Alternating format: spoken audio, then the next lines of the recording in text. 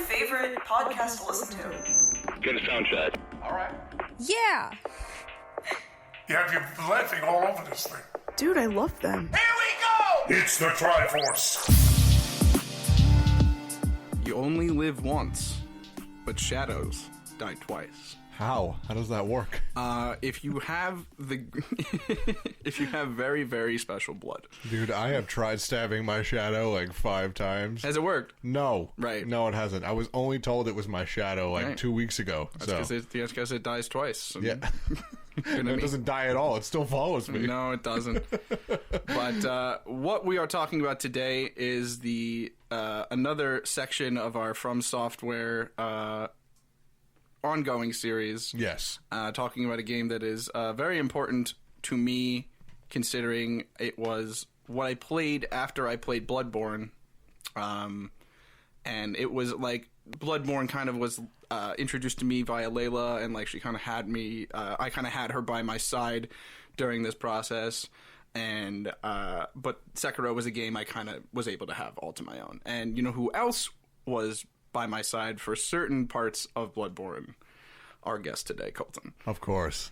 Oh, I'm not the guest. No, it's not our guest today. To my knowledge, you're the host of this whole shebang. I feel like the guest because I do not know much about Sekiro. You two are going to be talking about it, and I'm going to be sitting here going, "No, okay, boss." Like I just.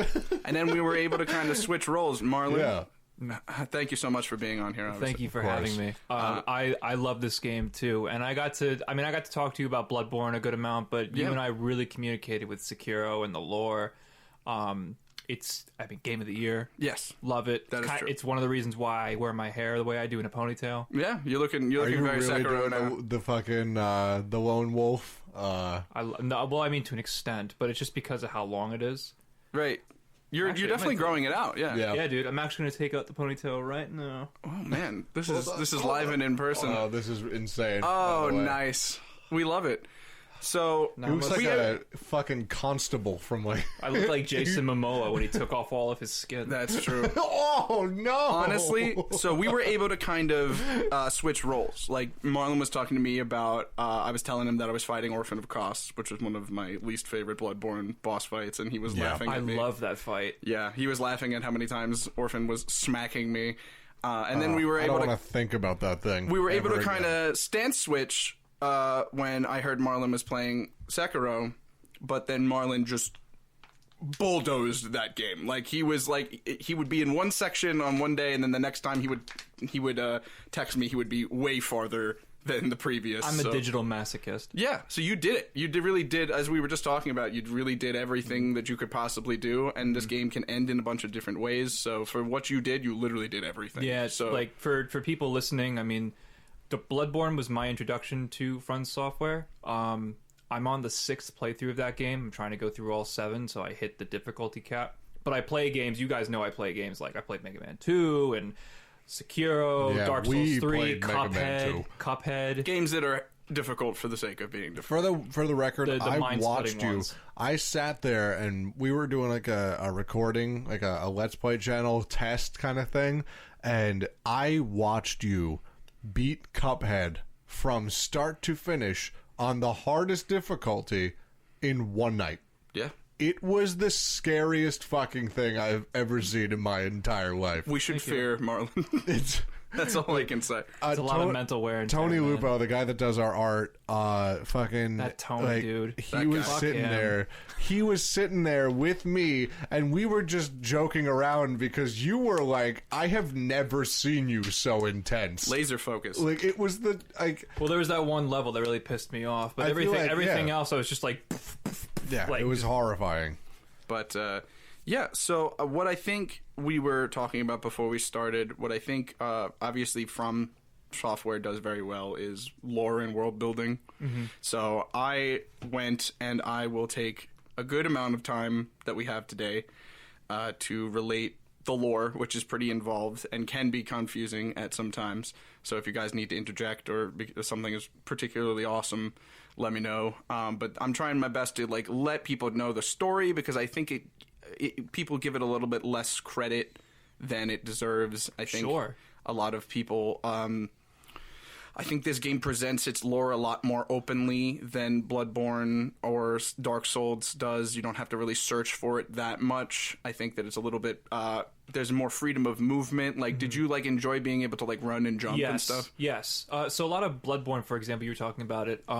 It was very based in like the items. You had to go and read everything and like write down the story. Whereas Sekiro had. First of all, I love the freedom. Yes, I love being able to like have the opinion to be offensive and defensive as well at the same time. But the lore is like it's everything around you. It's the items, it's the locations, it's what's going on, how you're getting from here to there. Yeah, like literally how you're getting from here to there. Sometimes like it's like it's legit. It's everywhere. It's always you have a question about it. Every time you move forward. Yeah, and what I can love is people that are lore miners who then take it and put it in a digestible fashion. Right. So I have to shout out my source for today's lore read, which is a channel on YouTube known as Vati Vidya, Vaati Vidya, like a video game, Vidya. He is the Soulsborne Sekiro lore guy. He's the one I go to every single time. He's the one I went to for our FromSoft podcast. Right. He's the one I went to for Bloodborne podcast, where I also did this because I'm a masochist and I like to compile lore. You're a teacher. That's like there's a lot of text to get through. Yeah. So he sent me the document earlier, and I'm like, can you give me the TLDR? It's amazing what video games do for people. Yeah. It really is. So I'm really glad that it's impacted like myself and especially you in such a way. It's And not really only that, like I feel like video games are the new books. You know, like, it's just, you know, how much you could make a book out of Sekiro. But like, I'd rather play it and experience, you know, the protagonist role for myself. Storytelling. Yeah. The storytelling in these games is fucking unbelievable. So let's get to it then. So obviously you guys feel free to jump in at any time. Floor is yours, but man. try to give me as much time as you can. So Spotlight!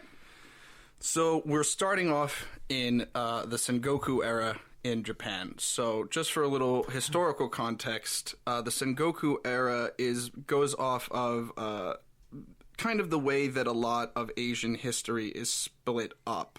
It's you know, there's different periods and eras. So the Sengoku period, also known as the kind of like the Warring States period. Not so much like feudal Japan, but there's like a lot of kind of shogunates and little kind of states. I did have a joke for it. Yeah. You said it was also known as, I was going to say, is it also known as the Kakarot era? Or No, it isn't. You're awful. Take your weeb elsewhere. So it's marked by social upheaval, political intrigue, and near constant military conflict. Obviously, warring states. So war is obviously a pretty big thing. Yes, it's obviously a pretty big symbol in this. So, Thank you, Colton. So Japan, Sengoku era. So for a while, the Ashina people, who are like probably one of the names to remember, used to worship and pray at the fountainhead, which is kind of this place in which these magical waters were said to flow from. This other kind of military government agency called the Interior Ministry colonized Ashina land and forbade the praying at the fountainhead until Big Homie Isshin Ashina, who is a very central figure, leads a rebellion to take Ashina back from the Interior Ministry.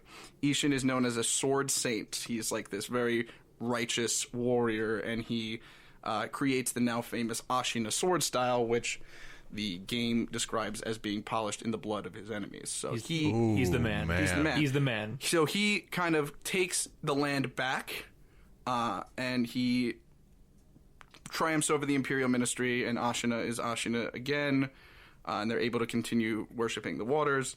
Owl, this guy, he's a rogue shinobi, and he participates in Isshin's rebellion. So a shinobi is kind of different than Isshin. They're kind of like faster, a little bit more trickery involved. They're like ninjas. They're more shadowy Shinobi ninjas. translates to ninja. Yeah. So after participating in Isshin's rebellion, he spots a small boy on the battlefield, an orphan of the conflict. He points his sword at the child, and the child takes it as if it's a hand extended for help. Owl is impressed by the child's resilience and takes him as his own, calling him a starving wolf. Wolf, or one-armed wolf, translates to Seikiro, which is the name of the main character that you play as. Seikiro grows up utterly devoted and loyal to Owl, obviously, and eventually gets assigned to be the bodyguard to this young lord Kuro. Kuro is kind of like you're his servant. You're his bodyguard. Like a bodyguard. Retainer. Security. Like a retainer. Absolutely. But Kuro is special because he's the heir to a divine bloodline known as the Dragon's Blood. I'm going to get into a little bit of what that means in a little bit. 3 years before the game begins, however, there's a raid on Hirata Estate, which is Kuro's dad and uncle's place. So both they and Kuro's mother are killed by bandits who then begin to set fire to the estate. This attack takes place during Ishin's rebellion against the Interior Ministry, so the capable young warriors are off doing that, leaving Hirata Estate vulnerable. Hirata are kind of like a cadet branch of the Ashina, kind of like Neji and Hinata from Naruto. Okay, you know what I mean? Yeah. So they're involved, but They're like the Chunin from Naruto. Distant involved. So obviously you, Sekiro, were not there to protect the estate when the attack first began. So when you get assigned to Kuro, Owl says, your first loyalty is to me, your second loyalty is to your master. So my word is absolute. So it makes sense that you kind of might have been ordered to do something else during this time. So you unfortunately come back, and there's a character that you can interact with that says, oh, where were you? You're useless. The young lord is, under attack, and you weren't here. So you come across Owl, and he's wounded, and he's dying in the burning courtyard, and he bids you to go protect Kuro, and dies.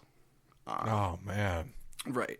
So you find Kuro in an underground shrine with a burning ceiling, because he's trying to escape everything going on to his house, or his uncle's house, rather. And that is where you are forced to fight this woman by the name of Lady Butterfly. And Lady Butterfly is... She's no joke. She's a crazy boss. She's probably the first boss wall of the game. Oh, yeah. She's pretty difficult. She has 3 phases. Well, she's so fast. So she fast. Moves all over the place. Outrageous. She's jumping on lines. She's throwing kunai at you. It's a bad time. Oh, yeah. Lines that she pretty much creates. Yeah, so she's Jesus. She's an illusionist shinobi who trained you at Owl's request. So wait a minute. So she trained Sekiro? She trained Sekiro, yeah. So why are you fighting her? Because hold on. Difference in opinion. It turns out that Owl faked his death in the courtyard and stabs you from behind, leaving you to die in the as the burning ceiling collapses. What the Because fuck? Owl's up to some fuck shit. All right? So, obviously you got ordered away from Hirata Estate so that you wouldn't be there to stop the Interior Ministry from coming in, because Owl is actually working with them. Oh my god. Because he wants Kuro's dragon's blood. Double agent. Right. So the dragon's blood... hold on. Owl is after the power of immortality, which is what the dragon's blood provides. Holy shit. Yeah, it's a pretty big point there. So does that make Kuro immortal? Pretty much. That's immortality is a pretty big theme, I would say, Yeah. overall. Would you agree, Marlon? I would agree. So he's immune to age, basically? Or- Well, he's still a little kid, but if he died, he could use the power... Go ahead. No, please. I was going to say, as of right now, you know him strictly as a kid. Right. And if he were to die, he could use the power of the dragon's blood to come back to life. That's the shadows die twice of this whole thing. Got it. So after you get stabbed by your dad. Kuro transfers. Kuro finds you and says, "I can't throw away such loyalty. You protected me." So he transfers the dragon's blood to you, allowing you to come back from the dead. Which is when the game starts. You wake up in a well, wounded, and without your sword after an indeterminable amount of time. And you find out that Kuro is being held prisoner. He's put in a tower by this guy, Genichiro, who is going to become important. I know him. Genichiro is the grandson of Ishin Ashina, the guy who ran the rebellion at the beginning. And he's the current head of the Ashina clan because Ishin is old as fuck. He's a really old guy. So you break Kuro out, he gives you your sword, and he tries to find this secret passageway to get out of Ashina. You guys are trying to get out of Dodge, you're just trying to peace out so that Genichiro doesn't get the power of the dragon's blood. Mm-hmm. So, Unfortunately, that doesn't work out for you, and Genichiro stops you, and you guys have a duel. So it's an actual boss fight, and if you lose the boss fight, or if you win the boss fight, either one of two things happens. So if you win, if you get hit or killed, right, Genichiro overpowers you, but if you actually fight him all the way through and get all of his health bars down, he cheats with outside interference by someone else, and in both of these instances, he cuts off your left arm. Oh, really? Yeah. This is in the flower field. In the flower Yeah. field, yeah. Yeah. And he leaves you helpless to kind of stop him, and he takes Kuro with him in hopes of gaining the power of the dragon's blood. You pass the fuck out, failing your master, basically, Right. as he's taken away from you. And you wake up in a dilapidated temple full of carved Buddhas. So this old one-armed man, known as the Sculptor, is carving these little Buddha statues, and he nursed you back to health. And he tells you that Kuro is prisoner in Ashina Castle, but he also is the homie. Sculptor is pretty much like your Gehrman for the Right. whole game. Like he's like the central figure you keep returning to, and he also gives you the shinobi prosthetic arm to replace your lost arm.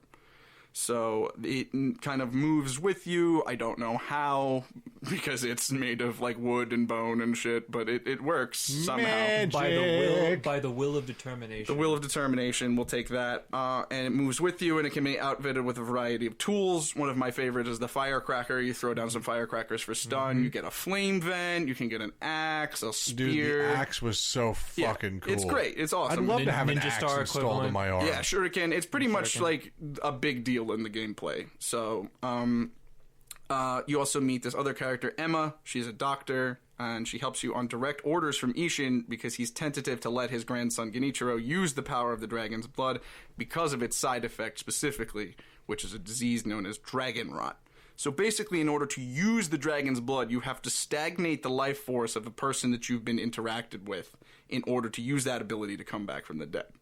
Emma is the first one to let you know that the dragon rot was previously caused an epidemic because the previous person that had the dragon's blood used it so much, and there wasn't a cure at the time. However, if you as I mentioned in the FromSoft episode, if you keep using the power to come back from the dead, certain NPCs become sick, and you either can't interact with them, or it lowers your chance of, when you die, as I mentioned, half of your money and half of your experience leaves. So Oh my God. occasionally you get like a buy with that, and you get to keep it all using something called Unseen Aid. Mm-hmm. So that's aid from the Buddha, basically. Right. So if you have more people with dragon rot, the less of the chance of Unseen Aid happening. So you can go to any idol, any like lantern or bonfire in this case, and get rid of the dragon rot with an item called Dragon's Blood Droplets.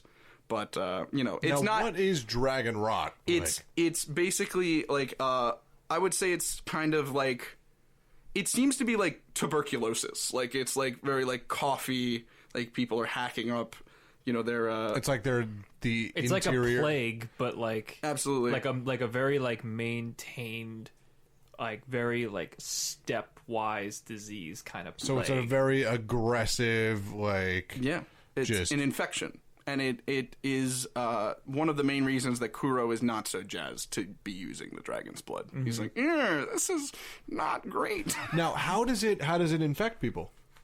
Colton, we have to move on. Like, I don't know what else to say. Like, I literally told you, like, it stagnates the life force of somebody you've interacted with before. Oh, so okay. So if you All right. talk to somebody who had dragon rot, if you gave somebody, directions that had dragon rot, like, there's a chance that you can contract. With someone with the dragon's blood, there's a chance you can contract dragon rot.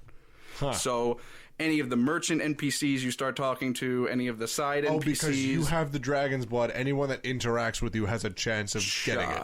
Correct. Oh, good. Yep. That's yep. fun. That's Yeah. good. So, lost my place here. So you have to go and obviously try to get Kuro back. However, Ashina and the Interior Ministry are at war again, so you're killing Ashina guards and the boss on the horse. Remember him? There's a boss on a horse, Colton, and he's a lot. I could imagine. And He's so fun. I played Dynasty Warriors. We had bosses on horses. basically doing that makes it super easy for Ashina to get invaded again. So you're being a pretty big nuisance for them. But you're trying to get Kuro back. Kuro tries again and again to give him the he keeps trying to ask Kuro to give him the dragon's blood, and Kuro says, nah, brah, every single time. Because he's convinced that you're going to come back for him. He's like, nah, he's not dead. That's absolutely ridiculous. How dare you even suggest The that? resilience of this man does not match your power. Exactly. And he says he will come for me because he is my shinobi. And you just drop from the ceiling. To ruin Genichiro's That's day. my cue. It's the shit. He goes, my lord, I've come for you. And this will only take a moment. I'm like, yes. Oh my god. Come to me. So you go and you duel Genichiro and a second time on your terms now with your cool new arm. Genichiro basically wants to defend Ashina and is willing to go to pretty much any lengths to do so. Which is understandable. Right. Because he's like he's basically the leader. He's the new age of the Ashina clan. And the land is actually very important to them. Fuck the people. They're really important in the land, and you're going to find out why.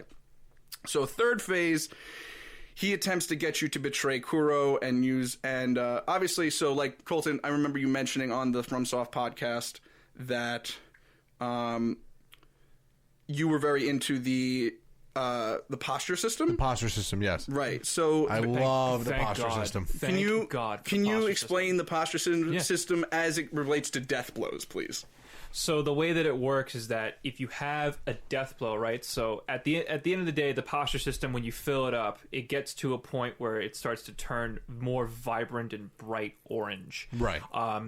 As you hit that final, like there are two triangles. Once it fills up. Once it fills up, the little triangles on the sides, you get this red circle that pops up on your enemy, and that's when you hit them. That's when you kill them.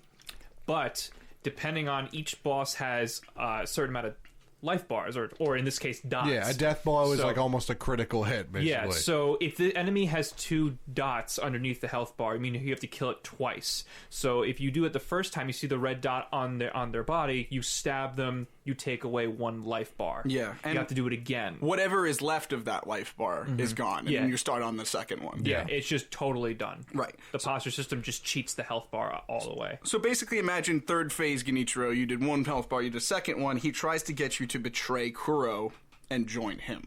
And he said, would you not answer to a different master? And all you have to say back to him is heresy. Because he's like, no, I'm not betraying Kuro. That's the whole reason I'm here. Right. And he basically says that he will use any manner of heretical means in order to gain more power, in order to defend Ashina. And that's when he starts stripping off his armor to reveal that he is definitely less than human, and he can control the lightning of Tomoe, which is Genichiro's mentor. Oh my word. So third phase, you've had to deal with him and his bow and his sword the whole time, but now he can just throw lightning at you. Oh, good. And the That's coolest fun. part about this is you fight a mini boss on the way that gives you the lightning redirect. So if you can do it back. yeah, so if you jump, if you're on the ground and you get hit by lightning, obviously lightning, you're grounded, you're going to get shocked. So that's a stun. But if you get hit with lightning while you're in the air, you can kind of take your sword and throw it back. Oh, shit. It's dope Yeah. as shit. So It's like spiking a ball in volleyball. It's I love great. that. Same thing. It's absolutely great. So obviously you use that to defeat Genichiro, and he dies muttering Ashina, and he just passes out. However, turns out that Genichiro has been up to some real fuck shit because he comes back from the dead. Oh, boy. in that spot, doesn't he say that like our fight's not done here? We will meet again. Something like that. So, because he comes back to life, and notice he doesn't have the dragon's blood because he used something known as the rejuvenating waters. Now, the rejuvenated waters are huge because these are those sacred waters from the fountainhead that the Ashina people used to pray to from the beginning of my review. Oh, Okay? shit. And these kind of have a similar effect to the dragon's blood, but it doesn't spread dragon rot, and it's more about the resilience of the flesh itself. So if you drink the rejuvenating waters, you are gained this kind of like proto immortality, but it's like like a really intense half life. Like you get to be a little gross and stuff. It's kind of like hollowing in Dark Souls. Definitely, that is a great. That is a So great it's like it example. brings you back to life, but you don't have long. Yeah, it delivers a partial immortality. The ancient soils, rocks, and water of the fountainhead have been said to be blessed by the gods. These rejuvenating waters flow from the divine realm into Ashina and deliver a partial immortality. Emma, who is a doctor, who's the girl that's hanging out with the sculptor, and is helping you on Ishin's directions. Her master Dogen was said to have researched the waters, but all of his research was destroyed. So there's this other guy, Dojin, who was his protege, and was said to may know more. So you go and you find him in this abandoned dungeon full of zombies. Basically guys that you can kill over and over again. They don't give you any experience, but they can attack you. And once you kill them, they pop right back up. So this is the dark, ugly side of the rejuvenating waters. Right. So you become gross and dead-looking, and you Shinobi. cannot die as much as you might want to. Is that like the same guy that when you're with the sculptor, there's a guy that you can train with, and he's Hanbei, yeah. Mm-hmm. Hanbei is also infested. We're going to go into what infestation is in a little bit. But it's another. Shit. There's 3 different ways of immortality in this, which is dragon's blood, the rejuvenating waters, and infestation. Infestation is literally there's like you kind of make a contract with a centipede, and those centipedes live inside you Oh, good. forever. That's good. And you form like a kind of symbiotic relationship. It's in the fine print. It is. It's Oh. pretty gross. So the rejuvenating water comes from the dragon's blood. That's what Dojin tells you. So Kuro is now completely done with it. He's like, I don't think the dragon's blood is sacred at all. I think it's a detriment to mankind.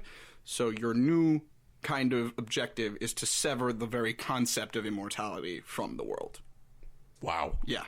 So long ago, this is the big shit. Long ago, the Sakura dragon, which is kind of like almost like the proto background antagonist here, took root in Ashina from a land to the west and gave rise to both the dragon's blood, the rejuvenating water, and the concept of immortality itself. Due to the fact that Seikiro is now going to have to kill several immortal beings, Kuro tasks us with finding one of the 2 mortal blades, which are the only blades in history capable of killing something that's immortal. There's the Crimson Mortal Blade, which is the one we have to find. So Sekiro would only be able to wield the Crimson Mortal Blade because he has the power of the dragon's blood, because even drawing it from its sheath Will kill you. Yeah. What? Yeah, it's pretty big deal. So he's the blade resides in Senpo Temple, which is like one of my favorite areas in the game. Yes. Love Senpo Temple. It's this former Buddhist monastery whose followers rejected Buddhist teachings in order of trying to find immortality, and this is the main source of like the infestation. The infestation, like, it keeps you alive, but like you're very corrupted and gross, and you like throw up crickets, and there's centipedes. Imagine being covered in centipedes Bro, constantly. okay, listen, don't even go there. I'm dude. not a fan. Not a big Dude, fan. yeah, of you them. Well, imagine you're sitting there all cross-legged and everything's fine, and then either you get hit or just you hear something, and then the centipede just like spawns out of your shoulder. I'm taking my headphones off. Right. Spawns out Don't- of your shoulder. I can hear you. I just didn't need to hear the sound effects. Right, so they form a symbiotic relationship with the monks, and the Senpo monks begin experimenting with the rejuvenating waters, giving them to children. Great Oh, start. that's always a good thing. so they- Children experimentation, never bad. Yeah, so they're giving history, it to ever. children, very much like the church in Bloodborne. You know, they're experimenting with kids. They're in an attempt to find whichever kid could survive the rejuvenating water process and become the quote-unquote divine child. So Kuro is a divine child. That's his whole shtick. So these children obviously die a lot. Yeah, I'll fucking say. And they leave little small statues with little red and white pinwheels to remember them. And that becomes a pretty important... The Jizzos, right? Are they called Jizzos? The Juzo statues, Yeah. that's a little different, but like you remember, you have to find the pinwheels on Senpo Temple. Yes. Yeah. Yes. So basically, it doesn't have a great batting average, this process. Yeah, I don't fucking. Oh, Yeah, and- God. There's a lot of them. But that's the Yeah. thing, is a lot of people are still after it. A lot of people are still interested in it, and we're gonna find out why. We're going to take a quick break. Let's hear from our sponsor. Hudson Valley CBD is New York's favorite brand for lab-tested quality CBD. They've got topicals, they've got tinctures, they've got capsules, and they've got more, which is obviously the most exciting part. They're also available with free shipping at hudsonvalleycbd.com, where you can use our promo code NERD, that's N-E-R-D, for 20% off your order. Get some and get relaxed. Marlon, Zach, do you remember fighting the Armored Knight? Because I sure do. you mean Robert? So there's this guy in Senpo Temple who's very clearly like this European-style plate armor knight, which I don't know what he's doing It's there. literally like putting Smeagol in Manhattan. It's so weird. It's so out of weird. place. But he won't let you pass into Square. I have to get on the one train. Smeagol is nuts for nuts. So he won't let you. Anti-ants around here. I hate that. I hate that you can do that. So the armored knight. 3 Street, not 34. The armored I knight wouldn't believe the L train. won't let you pass because he wants his son to receive the waters. And the armored knight sucks because you can't damage him in any way. I could fucking imagine. You have to get his posture up the whole way and then kick him off of the bridge. What? So the death blow doesn't damage him, but you kind of push off of him, and you need to break a section away of like the... So you're literally, like, you cannot damage him. In any way. You can use any item in the game you want. It won't do it. You just have to get his posture up and kick So him you off. literally just have to King Hippo him. You Pretty have much. to just get him, like, to the end. Yeah, and he like exclaims his son's name as he falls to his death, which is Robert. So it's a little strange of a name, but I guess he is a European guy in Japan, so I don't know really what the deal is. Yeah, why is he there? Don't know, but he's there to be annoying in my opinion. Spice trade? Yeah. Spice trade, found out he could be immortal. He's like, fuck it. That pesky Silk Road. So the other important character that we have to touch on near Senpo is this guy Kotaro, who asks you to find the pure white pinwheel among the red and white pinwheels, which is dictating the success of one child So wait a minute. in the How rejuvenating waters process. the success of one child, the child died and left the pinwheel behind. No. So the red and white pinwheels dictate a child that has died. The one pure white pinwheel dictates the survival of the current divine child. Blood has been spilled versus didn't die. Exactly. Oh, It's more of like I did it versus victim count. And getting to the divine child is quite a task, because once you find the Great Hall, you ring a bell, and you go to the illusory halls, which is a space between life and death, which is guarded by the folding screen monkeys, which was one of my least favorite boss fights. That, I will tell you, was such a bitch. It was difficult to Very do. creative. Very good. Such a bitch. Very hard. Like I had to look it up because it's insane. Like there are four monkeys rather, and they follow the very traditional see no evil, speak no evil, hear no evil. And, Right. And then the final one, which I never knew there's a fourth, which is do no evil. Oh, wow. I the didn't know that. Yeah, I know. So one of them... Well, we got the American version, and, you know. One of them has great sight, so you can't let him see you from far away, otherwise he starts running away. Right. There's like a stealth crouch function for one that can hear, so you have to ring a bell to cover your noise and then kill it, right? And then there's I don't remember what the other one is, but speak no evil. If that one sees you, it starts ringing a bell and alerts all the other monkeys. Mm-hmm. And then the fourth monkey is fucking invisible. What? So you have to run in a very particular fashion, or you can turn around at the beginning of the level. As soon as the boss fight starts, you can turn around and kill the invisible monkey because he's right behind you. Mm-hmm. But what I did was, if you run through an area that has water on the ground, you can turn behind you and you see the footsteps in the water. Mm-hmm. So you'll be able to see what it is. So once you fight the monkeys keep the inner sanctum and the survivor of the Senpo Temple experiments, the divine child, safe. So now you gain audience with the current divine child, who was the successor of the Senpo Temple experiments. And she gives you the Crimson Mortal Blade, bruh. Oh shit! She's really cool. Yeah, too. she's great. She's a great got character. She's got her own little place. And Does she like super dope. Does she hate the temple? She does definitely hate the temple. She says, as much as I try to remain peaceful, I cannot help but detest them. I'm like, that's fair, dude. That's really fair. I mean, I'd say The high priest of Senpo Temple basically hid the blade because the Senpo Temple monks were obsessed with finding immortality, so they wouldn't want something that could sever immortality to be found. Does that make sense? yeah, definitely. Cool. So now we're basically going to get into, now that we have the Crimson Mortal Blade, we have to get to the Fountainhead Palace in order to talk to the dragon and sever immortality. But we have to go through a whole process of finding all of the ingredients to make this fragrance that we're going to put on ourselves in order to make us not smell human and be admitted into the divine realm, basically. Oh shit! Cool. Great divine. Yeah, man. So, in an attempt to get the Lotus of the Palace, an ingredient necessary to sever immortality to find this fragrance, you pass through the Sunken Valley, which is home to a great white serpent god. It's a giant white snake.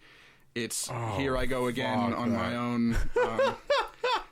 Basically, Well It done. sucks. It sucks. it's bad. And the final encounter with it is probably one of the sweetest things It's you'll ever feel. pretty great.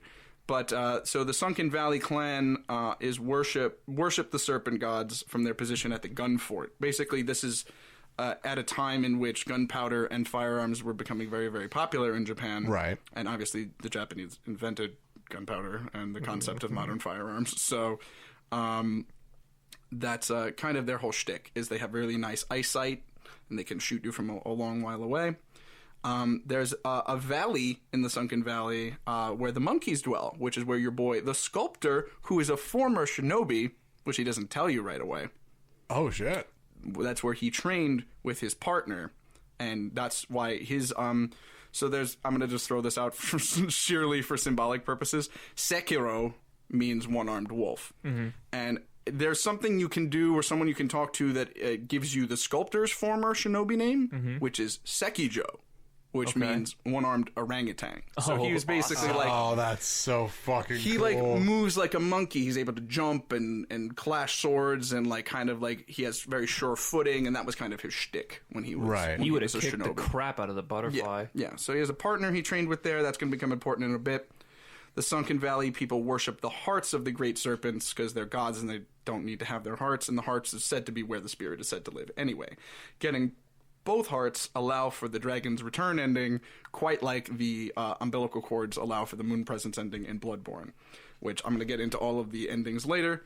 So the head of the Sunken Valley clan is the Snake Eyes sisters, Shirafuji and Shirahagi, and they are female warriors. They fight with these flint cannons with blades attached to them, and they're gun blades. yeah, and they're blessed with phenomenal aiming vision, and both of them suck. Both of them are horribly annoying boss fights. I cheesed one of them, and then the second one you fight in like a poisonous area, so I Right. would go interact with it, and then go up on this ledge, and it would try to shoot me still, so it was like moving around, so I would just lead it into the poison. It would start to be poisoned and get its health bar down. that's Then I the would climb cheese. back down, hit it another few times, run away. It was great. It was a great little system. But The one in the depths in the mountain, that one was stupid. unbelievable. You have a square foot of space to work. Yeah, it's not fun. It's not fun at all.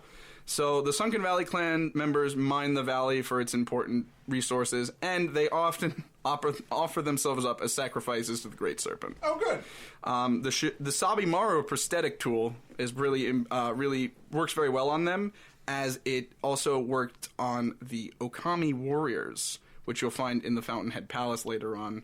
So that kind of lets us know that the Snake Eyes and the Sunken Valley clan are kind of the descendants of this ancient Okami clan.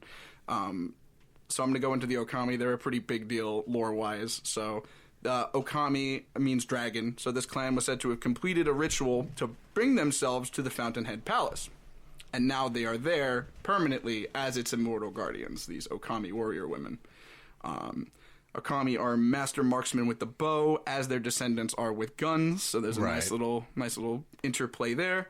After ascending, using the Fountainhead fragrance and pledging loyalty to the Sakura dragon, the Okami used the power to invade Ashina for unknown reasons, but were then repelled by the use of blue rust poison on the Sabimaru blades. So, for whatever reason, the Okami attack Ashina, and it's a pretty bad time because they have the lightning. They're like Right. the lightning, that's where that comes from. But they're eventually able to be repelled. So details on whether or not the Sunken Valley clan are what are left behind after the Okami ascended, or are remnants after the Ashina invasion, are currently unclear. But they're there, and they're descendants of this Okami clan. The Ashina were said to have eaten eel livers to resist the lightning enough to form the redirection of the lightning. Oh shit! Eels are- yeah, they're electric eels. Electric eels, and they're also eels are descendants of dragons in the lore here. So Oh no shit! yeah, so this use of lightning, Yeah, look at him. Look at him. You tell me Oh, it's yeah. not a dragon. the use Same of with the lightning monitor lizards and shit. redirection was made famous by Genichiro's old mentor Tomoe, who was of the Okami clan. Ah, got it. So she taught him the marksmanship with the bow and the lightning arts, which he uses against us. The Okami were basically the first to make the recipe for the Fountainhead fragrance, which requires, as I previously said, the Lotus of the Palace. And in order to get the Lotus of the Palace, we have to talk to you, Colton. We have to go and talk to the Guardian Ape. Dude, the Guardian Ape Right. is Yeah, I saw that. Such a bitch. You were I talking. was about to say the opposite. It's such a fun fight. It is fun, but it's was- like... The other wild. one was You were worse. telling True. me. The second one with both of the apes? That was worse. Too much. You They were fought telling much me too in. much. But like, I love like the snowfall. The very like, it's like kind of like there's no leaves in the trees. Really nice lake. Did you like having shit thrown at you? Is that what happened? No, I thought the fight was cool, and at the end where you take out the sword and like you sever his head, and there's a parasite. Yeah. So I that's love that fight. That's definitely the shit. The Lotus is being guarded by the Guardian Ape, who is immortal, obviously, because he has the parasite in the Bodhisattva Valley, which is where the sculptor and his partner used to chill. The ape is cultivating the Lotus of the Palace and has this giant sword embedded in its neck, which likely belonged to the sculptor's partner, who goes by the name Kingfisher. And he often he mentioned, if you give him the specific item, that when they would tire of training, his partner would whistle through a ring, and you get the Kingfisher ring after defeating the Guardian Ape, which you use to create this kind of finger whistle prosthetic. And so it pretty much implies that the Guardian Ape ate the sculptor's partner. Yeah. Oh no! Pretty rough. So you go back to the sculptor, you tell him how his partner died. He goes, okay, use the ring, make good use of it. But that's a pretty pivotal moment for the sculptor. And we're going Sure. to get into that Closure. later, sure. So you go to the depths of Ashina, you jump down a hole, and you find the hidden forest, which leads you to Mibu Village. So I'm Now gonna- wait, quick question. Yes. You said the Guardian Ape is guarding the Lotus of the Of the Palace. valley, yes. So after you fight Is there him, only one? there is only one. Oh shit! Well, wasn't there something in the lore as well where that specific lotus was like saved by the Guardian Ape in terms of attracting a mate? Yes, that is true. I kind of glossed over that. There's a lot of stuff I'm glossing over here. If you guys want to get the full story, I highly suggest watching Vati. He's got 5 parts on it, maybe an hour 15 of your time to watch the whole thing. It's pretty great. So I'm going over the main points. I found that really interesting. 'Cause Yeah. it's more of like boss items never really matter, and in that specific fight, there are 3 things in there that matter: the sword, the ring, even though you can't hold the sword, and the lotus. Yeah. All cultivated into one. Like, oh, this is mine because I need to like fuck somebody, and the other one's like, listen, I need to hold the sword. And Correct. not die. Sure. So, and get to this place. Yeah. So the hidden forest is it hides something very important. Obviously, as you might suggest, the hidden forest is hidden by mists, which is conjured by one of the nobles that have ascended to the Fountainhead Palace to obscure the entrance to Mibu Village and thus to the Divine Realm where the Sakura Dragon lives. So the Okami went through Mibu Village in order to use the fragrance to get to the Divine Realm in the first place. So the recipe is they use a branch of a sakura tree, the Lotus of the Palace, and something called a shelter stone, which grows. It's kind of like a growth, almost like a kidney stone that grows inside someone who drank the waters of the fountainhead for a long time. Oh. So, the high priest of the Mibu village, quite like the one in Senpo Temple, invites people from far and wide to drink the waters to complete the ritual in order to become citizens of Fountainhead Palace. In order to do this, he would give his villagers sake to inspire thirst, causing them to drink the waters from the rivers and streams. The waters surrounding Mibu village have grown gross and stagnant, showing the state of the village in regards to the god's blessing. So, basically, shit's fucked in Mibu village. You don't want to go there. Everyone's undying. If you kill somebody, they literally just get back up or reanimate out of the ground. I kind of glossed over Mibu village, but it has like a lot of important lore, and Vati goes into it a lot better than I will. But the importance is that the entrance of the cave, the wedding cave, there's the wedding processions in which people would do. It's kind of part of the ritual in order to get to the divine realm. Both that and the entrance to the Fountainhead Palace are both guarded by this giant infested female monk, the corrupted monk, who is a fun time, let me tell you. A fun time. So after you find all the items for the fragrance, obviously the last one is a shelter stone that you get in Mibu Village. You find, somebody that has it inside them. A giant rope man comes and brings you to the Vermilion Bridge. This rope man is like part of a Japanese kind of part of a Japanese tradition of either warding off evil spirits or to denote like a passage. It would normally be held over a door in order to donate. Oh, okay. The concept of something is passing from one a regular place into a holy place. So that's like kind of like the shtick is like you're going to the divine realm. So this giant rope man is like, here you go, and he just takes you and just throws you onto the. I was gonna say, like, when you don't know that, like I did, and I proclaimed to Zach there is a straw rope hay man coming at me. It's literally you sit in a tent in the middle of this wedding chamber, and all of a sudden this like rope is like, wait a minute, just slaps down. I thought you were saying robed man. No, a rope. No, like made of rope. Made of rope. Oh my fucking it's god! It's literally like a 3-pronged handed rope, so it's man, just that like smashes the ground and like you get stuck in it and carry up, and it's literally a giant rope guy. Oh my god! Yeah, like like knickknacks where it's like you like twist it. Oh, It's literally that, oh, but like fuck me to the 20,000th power. I'm good. I'm good on that. Right. So No, he's cool. He's cool. he's cool. He's chill. He's chill. Okay. He's fine. He's fine. He's good. So you go to the Vermilion Bridge. You fight Corrupted Monk again. During her third phase, the giant centipede Like comes the out true, of her. I think they call it the true monk. True monk, because yeah. it's like a physical form. Yeah. So Oh, the nobles. God. So then you're in the Fountainhead Palace. You did the thing. You're there. So the nobles of the Fountainhead Palace are these like creepy carp human things. They slither around and play flutes, and if you look at them for a while, something bad happens because they have a craving for the vitality of youth, and this youth is brought to them by the couples of the wedding processions led by the high priest of Mibu village, who would teach the young couples a technique in order to breathe underwater, which would help you to become a citizen of the palace, become one of these creepy carp creatures, and then they would have their vitality and youth drained away by these creepy people, these nobles. The song that they play is beautiful, but when you hear it Like- 7 times at the same, like by 7 creatures at the same time, flautists. all at different times, it's just like it's no. like hitting It's a terrifying. piano. Yeah, so the Yikes. palace nobles would drain the vitality of these people in order to satiate their eternal craving. That's when Tomoe, an Okami warrior woman, one of the people living in the Fountainhead Palace, and Genichiro's former mentor, comes into contact with the former divine child before Kuro, by the name of Takeru, and they decide, I don't really like what's going on in this Fountainhead Palace. I think I'm gonna leave. So that's just what they do. They just up and fuck off. They just piece the hell out, and they go right to Ashina.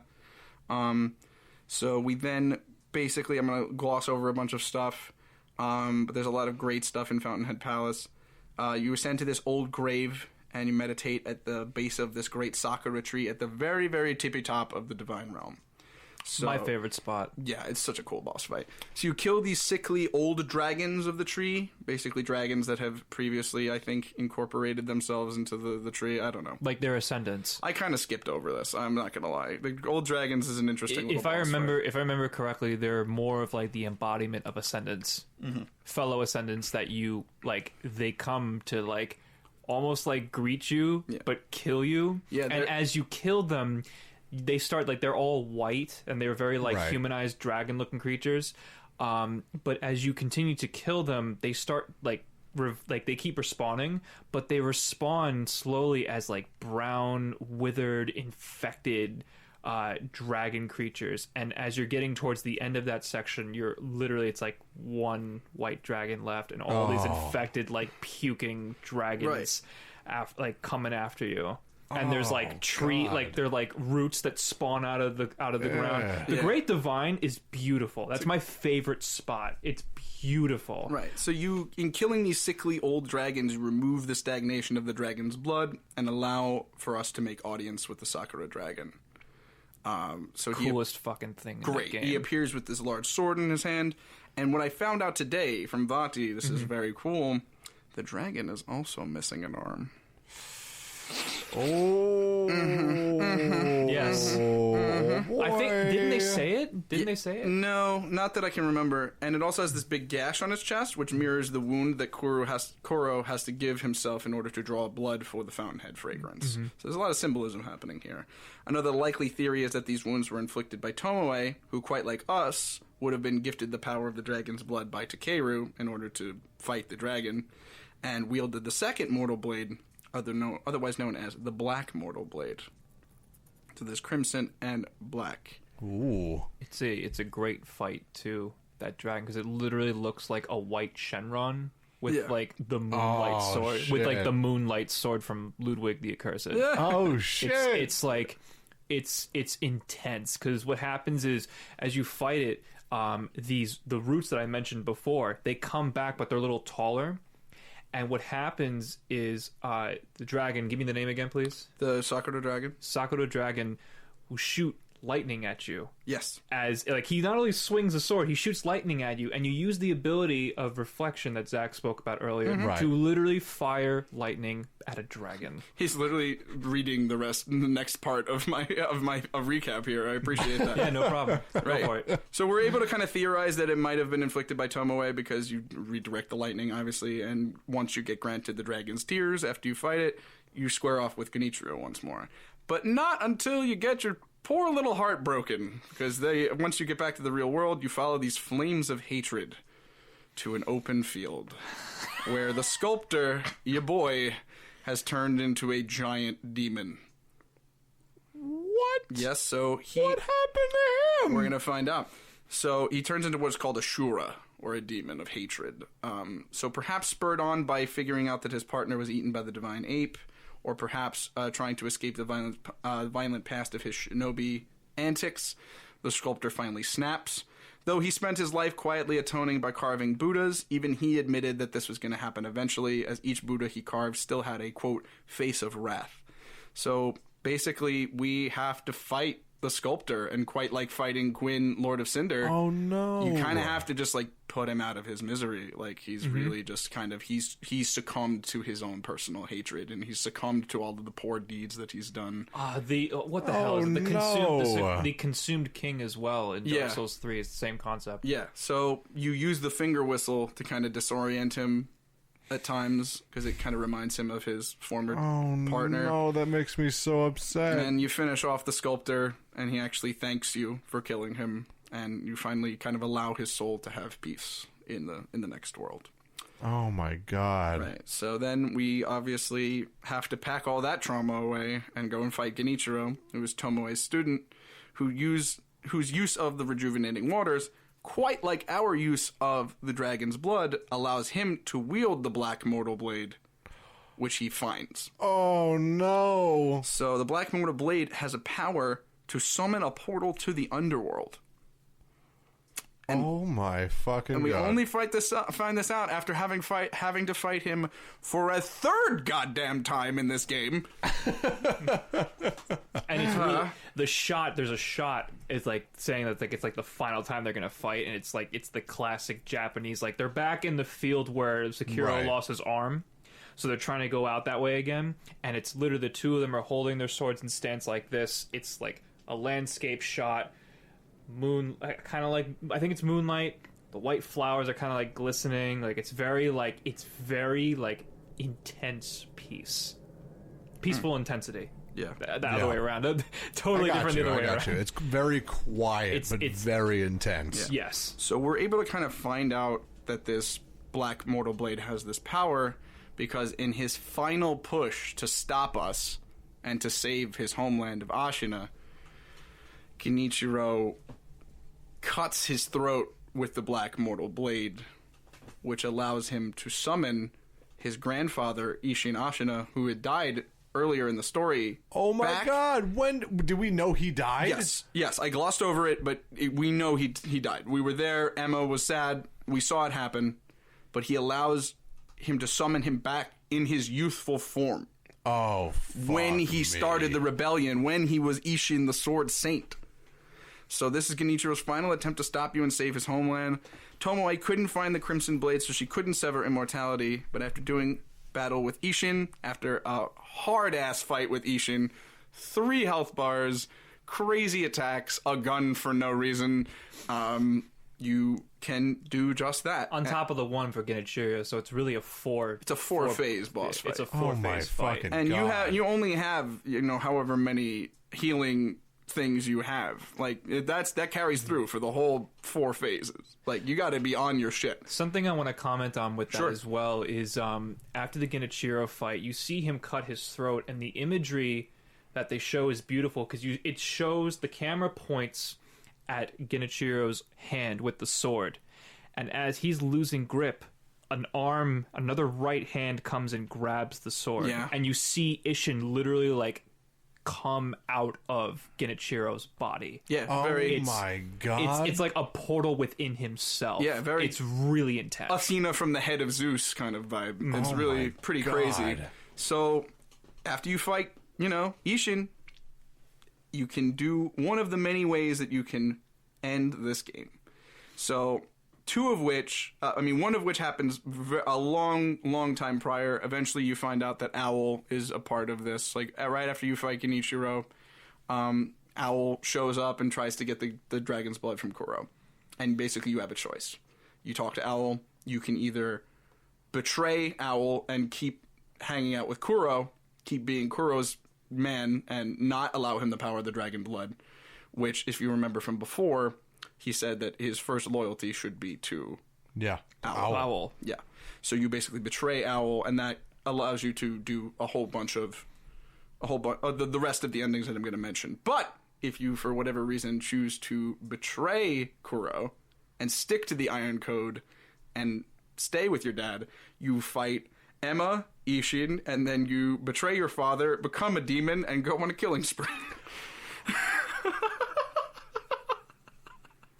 Oh my god! It gets crazy. So like, what happens is Emma overhears you, and Emma, who she's like the nurse equivalent, essentially, like the helpful like the hand. sweetest little thing. She comes out. It's like a side pan. She comes out with a fucking sword, like ready to defend Kuro. The gentle blade, because man. Kuro is like just downstairs. Right. And then when she gets killed, old Ishin, comes out and is like, "Listen, man, this isn't good.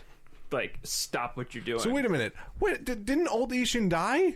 Well, Not- in this that, is this, I'm if you saying that this backtrack. happens prior in the story. got it. This is Okay. halfway through the game, so you can But we're- complete the game without the second half. if We're you do talking this. about the ending. Oh shit! So okay. this is a way you can end the game pretty much mid-game.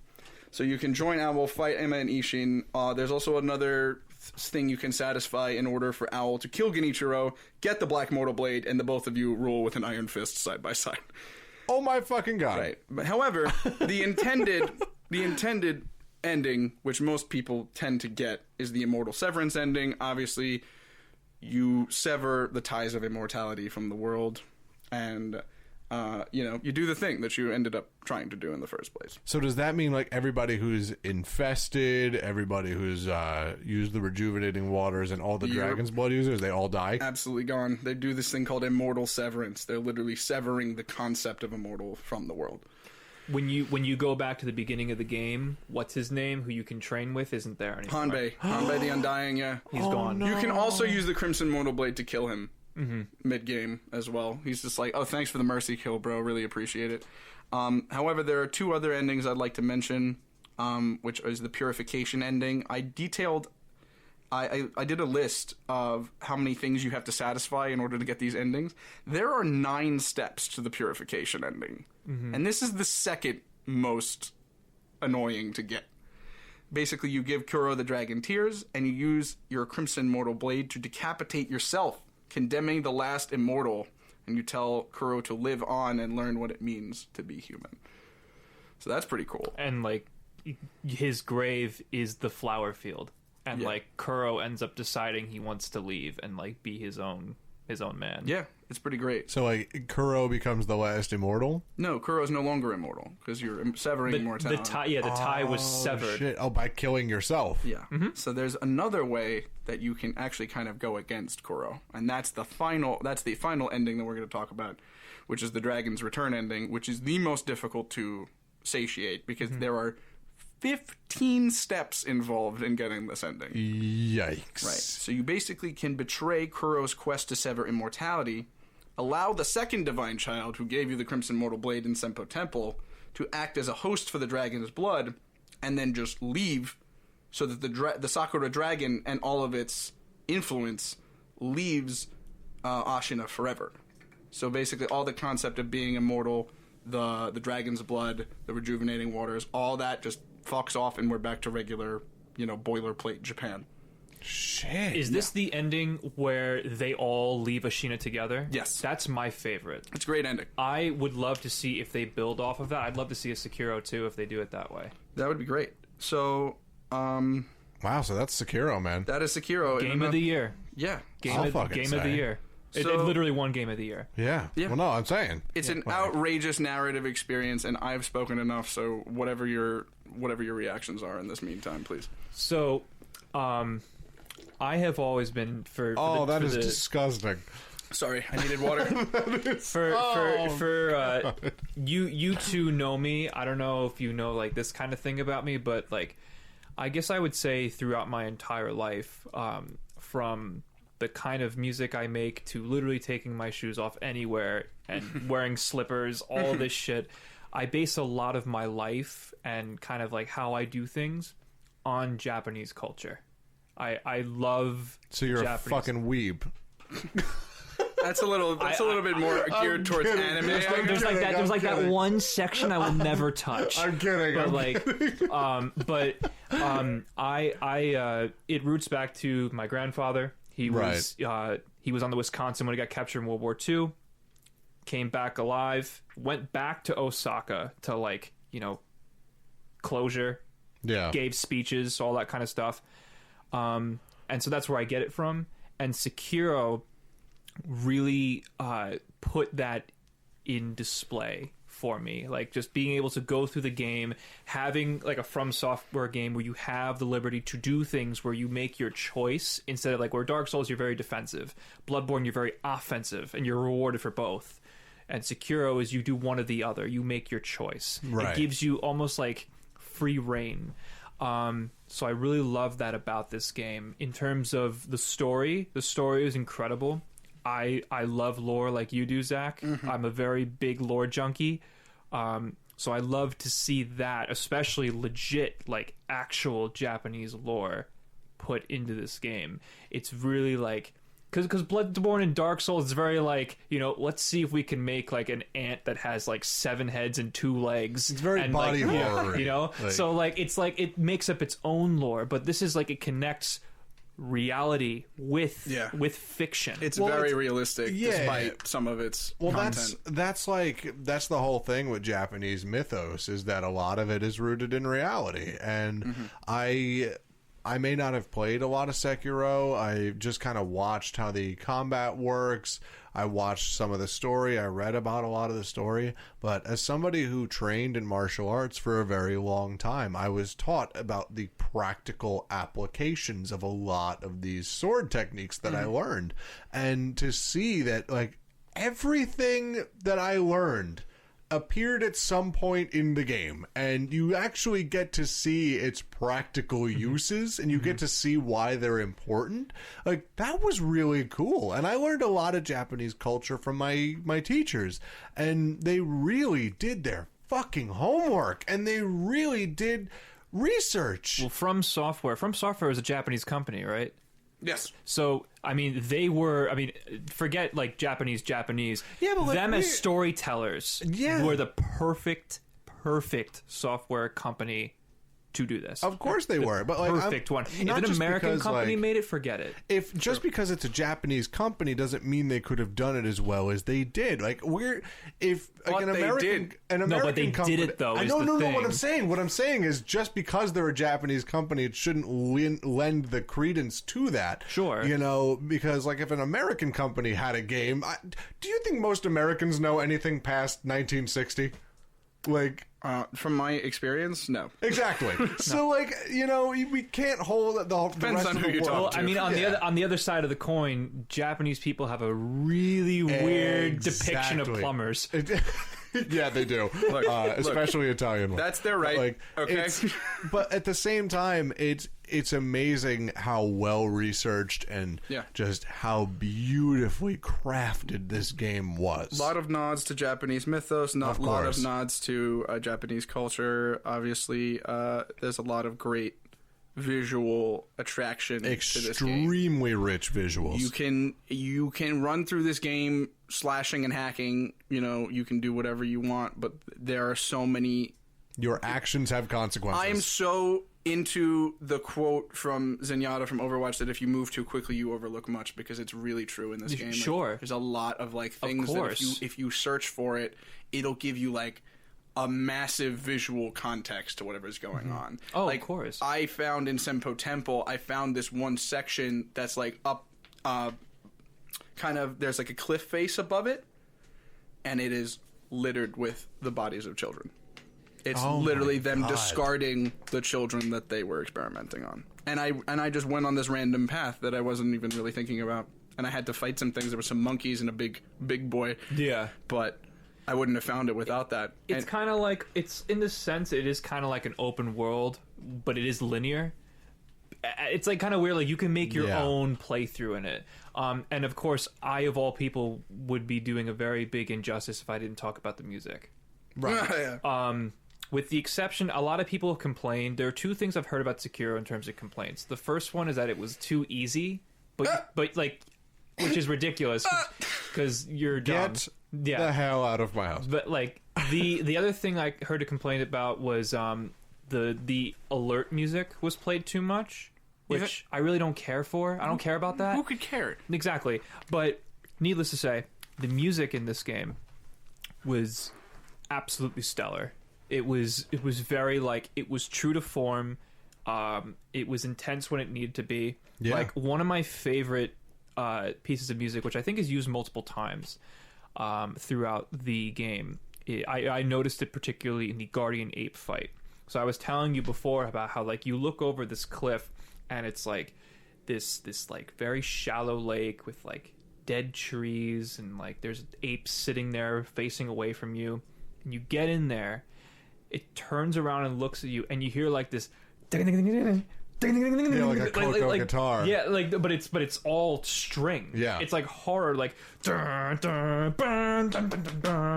like it's the way that it just can flip a scene on a dime is incredible, because you're looking at this very angelic looking spot and everything's all cool. I'm talking about the Guardian Ape spot. Right. But then the music turns on the second he turns around, and it just goes to like nightmare. Yeah, it's just whoever the composer or composers, because I know From Software uses multiple sometimes for games. I'm going to Google it. Brilliant. I love that music. I honestly do. And Sword Saints music was great as well. Wow, was really good. It is a female composer by the name of, I really want to pronounce this as well as I possibly can, but I'm sorry if I'm pronouncing it wrong. Yuka Kitamura. She's a genius. Yeah. And that's great because female composers do not get their due justice. No, they do not. And this one absolutely did to me. 5 stars, knocked it out of the park, great music. Unfortunately, you can only really find it on YouTube, as I found it out. I really tried to find it on Spotify today, and I have not found it. Try iTunes or Apple Music. So, iTunes, Apple Music, if you guys are interested. I'm gonna look it up right now. You want to listen to the music? Play Seikiro. Just play the game. If you catch anything from this podcast, it is a game that is difficult, sure, but it is a game that rewards patience, rewards repetition. Just like Japanese culture. Right. There is a great story that awaits you no matter what you do in this game, no matter how far you get, I think. And it's I don't think I've played a game like it since I played Bloodborne. So it's true to form while being completely different. It's kind of like that Lady Gaga quote where she's just like, absolutely incredible, amazing, never done before. Like, it's just like all of those adjectives I can just apply to this because it's a monster of a game. It's a monster, it really is, and it like makes you feel bad. It makes you feel as bad, man, for sure. Like I have fought Demon of Hatred way more times than I fought Ludwig or Orphan. Easily. Easily, because I kept track. I can't talk about the Ludwig fight anymore because the first listen. A man of culture. The first time I fought it, like the first time I got the DLC, it kicked the absolute shit out of me. And then playthrough 5, which I just completed recently, I beat him first shot. So I have no idea what to say about that game. Yeah. So we should have had John on the Bloodborne one. Oh, but, you should have. I would have gone so crazy in the We'll do a Dark lore. Souls episode, and we'll have you on there. Yeah, I gotta catch up. I gotta catch up on 1 and 2, even though no one really talks or cares about 2. Yeah, so I've heard. All right, we're at time. Yeah. So thank you so much for tuning in and listening. I appreciate it. Marlon, thanks for coming back, man. Hey. Dude, thanks for having me. I love Seikiro and I love you guys. Right. Uh-oh. And now I just have to go beat the damn thing. Yeah. Dude, you can do it. I hope so. Absolutely. I'm not doing it without fighting Demon. I have to kill Demon first, because I can't let the sculptor just suffer for all eternity. Yeah. If it comes to it, man, do the cheese that we talked about. Oh, yeah. You can basically jump up onto a section of the map and then like lead him to a cliff, and he just runs the fuck over the side of the cliff. my God. They never patched it. They never patched it. I found it because you do like a swirl jump move. I did the swirl jump, and the thing hopped over me and fell off the edge like it was like this and fell like this, and I was like, excuse me? Did you whirlwind slash and it just went under you? Yes, that's what I was telling you. I whirlwind slash. That might be the move. And I was like, excuse me? First of all, whirlwind slash. It was like, thank you, Wolf, and I'm like, for what? Whirlwind slash. You could have done this yourself. Is the best ninjutsu in the whole game.